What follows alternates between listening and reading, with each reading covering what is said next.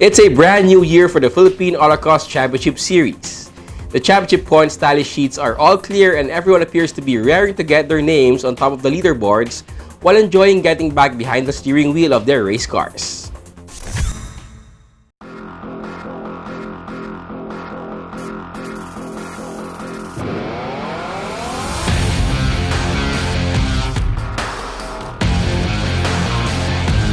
We are here in Navotas Centennial Park for another day of racing as a sea of cars behind me are ready for the start of the 2020 Philippine Autocross Championship Series.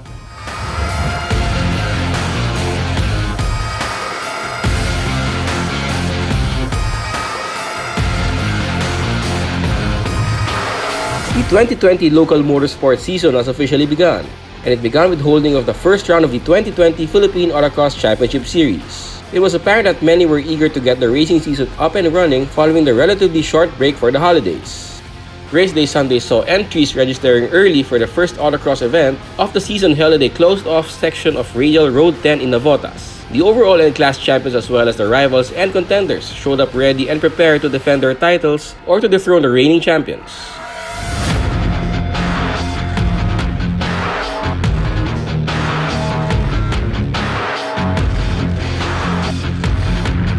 The 2019 PAC's overall champion Inigo Anton, perhaps at 15 years old, the youngest ever overall champion on record, is back to defend his title. I'm here with the 2019 overall PAC's champion, Inigo Anton. Hi, Inigo. Hi, nice to meet you. So, what are your expectations for this year's Philippine Autocross Championship Series? Well, first of all, I'd just like to thank everybody that helped me in 2019, the Philippine Autocross Championship. It was my first year trying to go for the overall, and luckily I was able to do it. And whatever I did in 2019, I hope to do it again this 2020. So it's the new year, same league. Are you planning on doing anything different this year?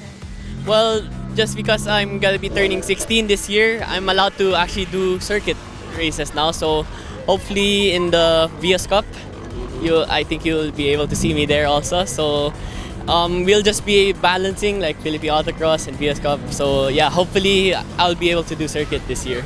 So for those who are wondering, can you just give us, your insights on the difference racing for Philippine Autocross Championship Series and, with the likes of the Vios Cup and other circuit racing leagues? So like Philippine Autocross is very different from any circuit. Philippine Autocross mostly goes around public roads, which are of course properly closed to the races and everything, while circuit is more on tracks and side-by-side action. So like you're not racing against the time, you're racing against other people in circuits, while here in autocross you're mostly just focusing on getting the fastest time. All right, that's Inigo Anton. We are looking forward for a very competitive year from you. Yeah, thank you.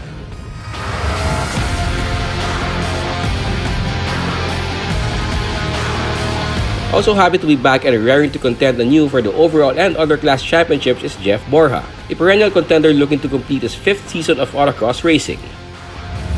Just for today, I'm just happy na nagkaroon ng maaga yung autocross. So, first round here, maganda yung racetrack. Although yung racetrack hindi masyadong maganda for yung kotse ko ngayon kasi medyo high speed talaga siya. Makina ko, hindi ko alam kung kakayanin lumaban dun sa mga mas malalakas. But, mahaba naman yung season, so maghahabol tayo ng points dun sa mga ibang tracks na mas suited for the Honda Jazz. I've been racing in Philippine Autocross 4 years straight na, actually. Before naman, nag-race din ako sa Autocross, pero hindi ko na-complete yung season kasi meron akong other things na ginagawa. But yeah, this is my 4th year straight. I have expectations kasi last year, we did well, but I did not get the trophy that I was hoping to get. But that's okay. We only lost by a small margin naman. At saka may absence kasi ako because of other engagements. So that's okay.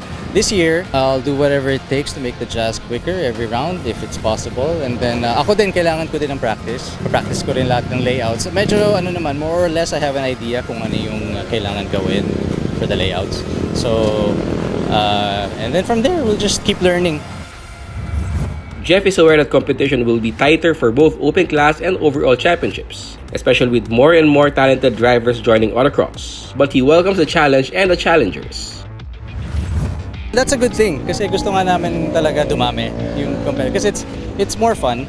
when you have more competition, you have more rivals. We're all friends here, but syempre we also wanna beat each other. But it's good because if I have someone who's faster than me, for example, then it brings up my game to the next level where I can get quicker than him, and then it's a game from there. So I welcome actually more sana na pumunta pa and to join. Even the novice guys, of course, kasi mas yung mga lahat naman tayo nagsimula sa novice, right? So eventually yung mga novice guys, yung iba dyan talaga magiging champions din.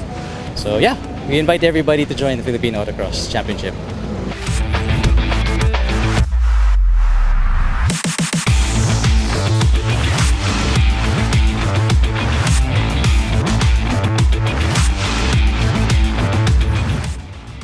Jeff's invitation might not be needed as sprinkled among the long line of vehicles waiting their turn for timed runs on the relatively short but challenging autocross track are many newbie, really raw rookies in racing or those returning to the sport after many years of absence, like the father and son tandem of Chuck and Hans Montesilio.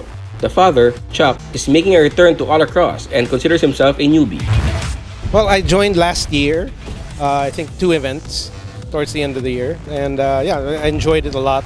I used to autocross back in the States, back in the early 90s. So I do have some background in autocrossing. I would say I'm a novice, but no, I mean, I haven't been racing in years. So this is a way for me to just like relive what I used to do. I'm not in it to really win anything. I'm just here to have fun. I wouldn't call it a career, but I will do my best to finish this year's championship series. I would like to attend every single event. Hopefully I can do that. Meanwhile, the son, Hans, is a true novice.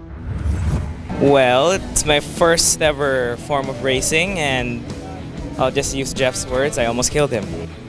I'd say my passion for racing started with the first few toys I've ever had, which were my old Hot Wheels cars. From then on, it just started from there. I just started looking into all kinds of racing, and then I found this to be my sort of thing. That's my DNA. He has my DNA, so he has no choice in the matter. That's the biggest thing. After his first attempt at autocross, Hans is showing signs of taking the sport seriously.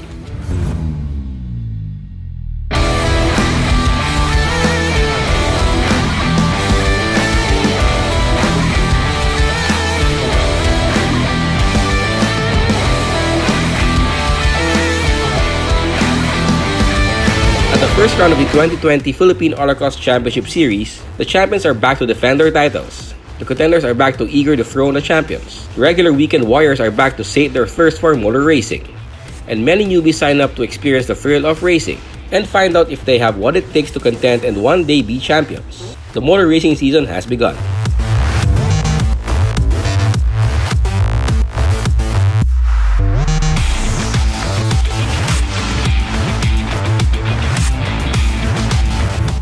That's it for another coverage of the Philippine Autocross Championship Series, year 2020. Check us out next week for another edition of Race Weekend.